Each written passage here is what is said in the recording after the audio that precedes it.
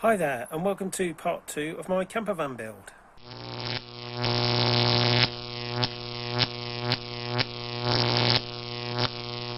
So part 2 of the camper van build, and we're going to start working on the remaining walls and get some battening on there, and also get the shapes cut for the panelling that's going to go on there.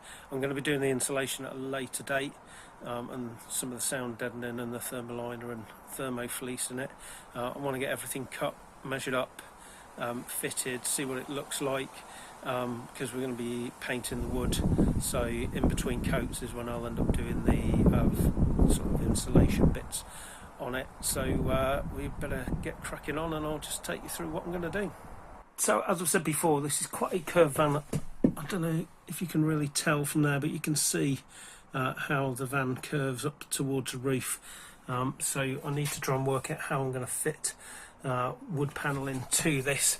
You can see if I just hold up that bit of wood to my top batten, the sort of distance you've got between the wall and the that batten down at the bottom or the midpoint of the van wall. So what I might have to do is do sort of initial piece going some way up, and then another sort of piece coming out, so there's a little sort of join up here that takes it back in to the closer to the wall for the lower bits. I'm not too worried about sort of it coming out a bit at the top. I also, in this bit, because this is where the bed's going to go, you can see we've got quite a bit of an inset. So from this point here over to that point there is about 1.5 meters. If I take it from here to the opposite side, it's about 1.70 meters. Now obviously I've got to get some battening and the thickness of the plywood, but I'm hoping to maybe get about 1.60 meters maybe, if I can, by sort of keeping this in at this point a bit and sort of going up to here, and then sort of another kink out, because again at sort of ceiling height I'm not too worried if we've sort of got a bit narrow at the top point. It's going to be this bit where we're going to be sleeping across, where I want the width. I've also got this quite thick pillar as well in the middle that I need to try and sort of again probably come out round and back in again. So I've been collecting some cardboard boxes over the last few months with some big items we've ordered, so I can do some cutting and make some templates and sort of try and see how we're going to fit this all in. And then once I've got the templates, I can take it onto the 5mm plywood and hopefully get the right sort of size and shape, and have some wood panelling on the sides as well. So a few more days and weeks working on the van in some really hot weather, so quite tiring work, and certainly working up a sweat trying to do all this work. So we're getting a little bit closer. We have had to change the plan slightly.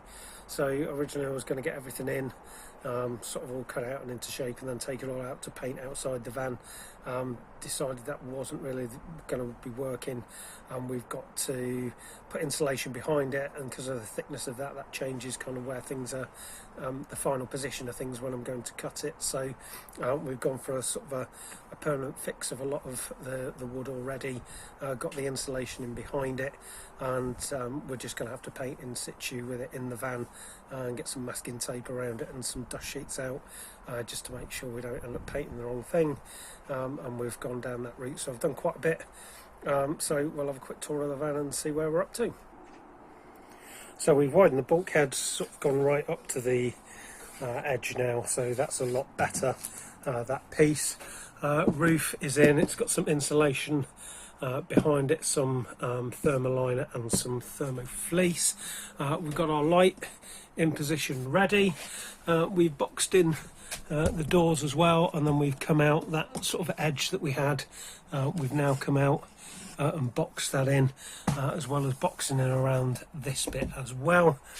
Being behind these panels to insulate, so just to get these off, they're just little clips, just get something behind it and sort of wedge it out, and then just pull it out. It's as easy as that. Comes off quite nicely. Behind this one there was nothing, so you had quite a free range on that one.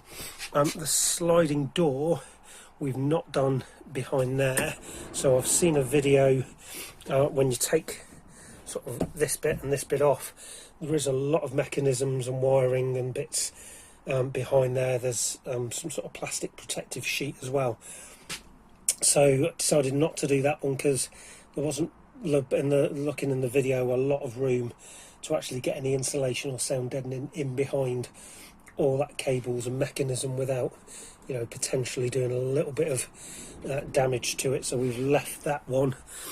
This one came off as well quite easily. This one, as well as these ones, it's got these which you just need a little pry tool to pry them off, which is slightly different to these ones which sort of pop out the top part and then pull it. So don't know why those two are slightly different, but really easy to get off with a trim tool.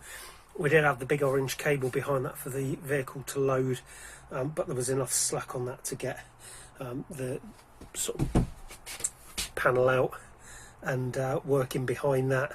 A few other bits of wires and stuff in there. Not the easiest shape again behind there, lots of curves and stuff, so not the easiest. One of the wheel arches as well, getting close to getting that boxed in. The other one's insulated.